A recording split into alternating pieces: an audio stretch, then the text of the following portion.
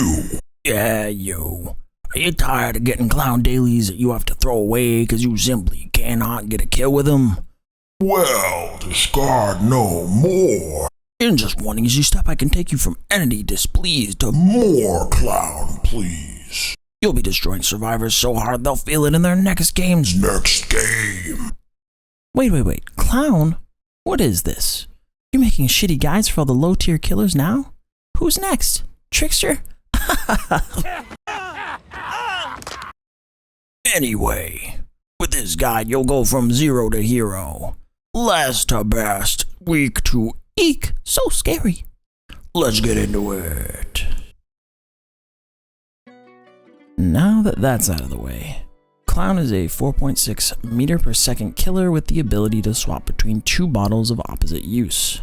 When thrown, the bottle creates a cloud of gas that will sit where it's thrown for 10 seconds. The default bottle, the Afterpiece Tonic, is purple and will slow the survivors by 15%. It will also cause them to scream and blur their vision quite a bit. The second bottle, the Afterpiece Antidote, is yellow and provides a 10% movement speed boost for 5 seconds. The yellow bottle, however, when thrown will come out white and change to yellow after 2.5 seconds. It should be noted that the yellow bottle effects do apply to survivors as well as yourself, and as the name implies, does remove the hindered effect from the purple bottle. That's it. Purple to slow, yellow to speed, juggle the bottles, toss them at loops, and you're solid, right? Wrong. Before Clown's rework, the ideal way to play him was to simply throw purple bottles at people, slow them down, give them a whack. Survivors would pre-throw pallets, and you would equip brutal strength to break them quicker. With your bottles, you would catch up and eventually down survivors. However, now that the yellow bottle has been introduced, the gameplay possibilities have increased twofold. Loops that you previously couldn't play or could play slowly became nearly a 100% win if you place your bottles correctly. Knowing exactly where and what color bottles to toss becomes paramount in playing Clown to the fullest. So let's go over the build that's going to allow us to accomplish this. The secret to any build on Clown, as I'm finding out, is the perk Zanshin Tactics. As soon as you load into a match with Zanshin, you'll see the vast number of resources for the survivors to use. While most people will take a single look at this perk's effect and be discouraged, for a Clown, you should smile. All this information is important to you in every chase. It allows you to plan ahead and decide exactly where you want to place the all-important yellow bottle so it's outside the survivor's reach, as well as the purple bottle so it will either zone the survivor or slow them to a hit. Try it out. It'll feel like a dead perk for a while, but as soon as your head works out how to use all the information in front of you, this perk will feel necessary.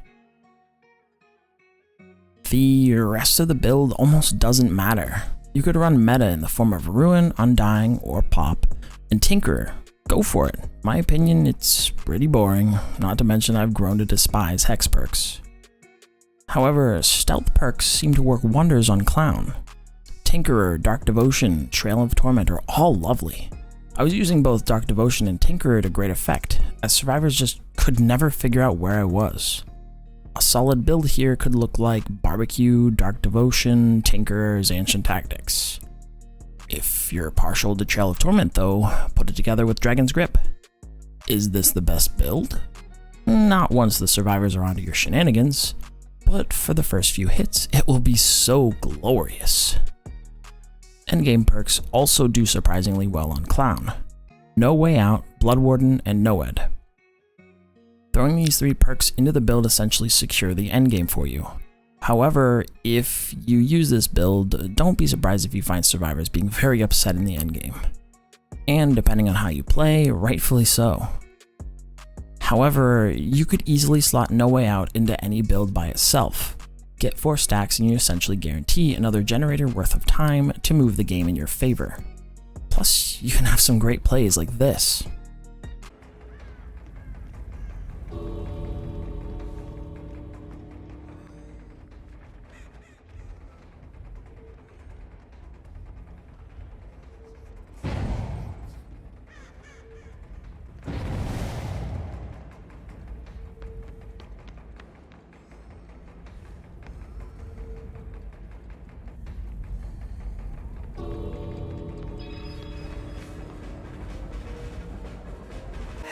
darkness, my old friend.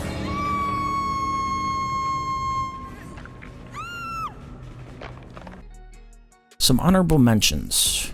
Enduring for a better chase at medium safe tiles and unsafe tiles. If you know how to play with this perk, it'll make your chase around pallets very good. I'm All Ears is great combined with Zanshin tactics. If somebody vaults around you or during a chase, you get to visually track them with an aura. This means you get even more information to use for bottle placement. Make your choice. This one is decent on Clown because typically you're going to be chasing someone till they're on a hook. Combine it with something like Barbecue or Thrilling Tremors to locate people far away and you're solid. Play with your food. A bit of a strange one here. Even one stack of Play with your food on Clown is combined with his yellow bottle and you're zooming. Put it together with Dark Devotion and whenever you smack the Obsession and leave, you get stealth and speed. And no, neither of your bottles remove stacks. Add-ons. This section is going to be fast. Use what you want. Honestly, Cloud add-ons are all solid. Sulfuric Acid Vial is what stand out in my mind since it gives Mangled. Invigorated Duration add-ons adds 1 and 2 seconds respectively, which makes a bigger impact than you think it does. Flask of Bleach, of course, due to the additional 5% slow.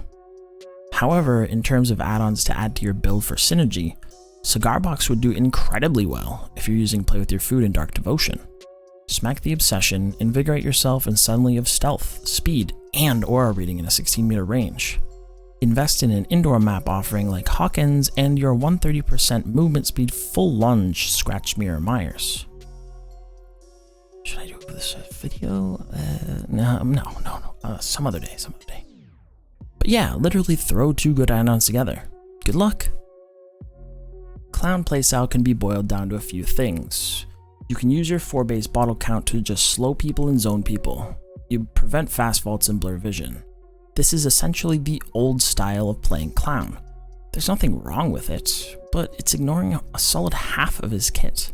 The only thing you need to watch for when you're just using purple bottles is carrying a bottle when someone is right next to a window or pallet. Since if you throw it or put it away, the survivor will most likely be able to prevent the hit due to your cooldown. Using both bottles is a much more preferable way of playing to me. I split bottle usage into 2 sets of 2 when I'm in a chase. First being a yellow bottle for a quick approach, and the second being the purple bottle for a slow and a hit. The second set of 2 could both be purple or both be yellow. The goal here is to use 2 bottles per hit if at all possible. Using add-ons to provide more bottles gives you a bit of wiggle room when throwing, so they may be attractive while you learn. However, you may want to develop discipline with your bottles. Learn to not waste them, and you can be more efficient in your chases. A rule of thumb when deciding where to place your bottles is this. Yellow where you will be going, purple where the survivor will be going. Yellow first, purple second. On most junk tiles with the palette down, this can be broken down to yellow left, purple right, chase left, get a hit. For a window, yellow on the top of the window, purple past the window where the survivor is going. Anything stronger, you may have to just find a way to get the pallet dropped as soon as possible. Break the pallet and move on. A side note about bottle color. Indoor maps stifle bottle usage, but also color usage. You're essentially restricted to throwing the direction you're walking, which is not as powerful as throwing over walls and through windows. If you decide for some reason to use only yellows, you're a much better clown than me. I'm certain there are builds and such to go along with this, but I'm about as interested in this style of play as I am in using only purple bottles. I haven't done too much testing with this on the whole, but I imagine perfect yellow bottle placement can secure hits that seem impossible. Maybe you just like zooming around. A 6 bottle, 7-second long invigorated effect clown seems like it could do something. My only concern is that survivors can also use the yellow cloud for speed and your entire build can backfire. So there you go. An interesting look into how to play the clown with perks nobody else is using. It's always fun for me to try to play in a certain way that doesn't always include a full array of meta perks. Leave me a message in the comment section of the perks you'd like to use on our boy, the Clown. Thanks for watching. Like and subscribe for more, and share this with all your DBD friends. Have a great day, everyone. See you in the next one.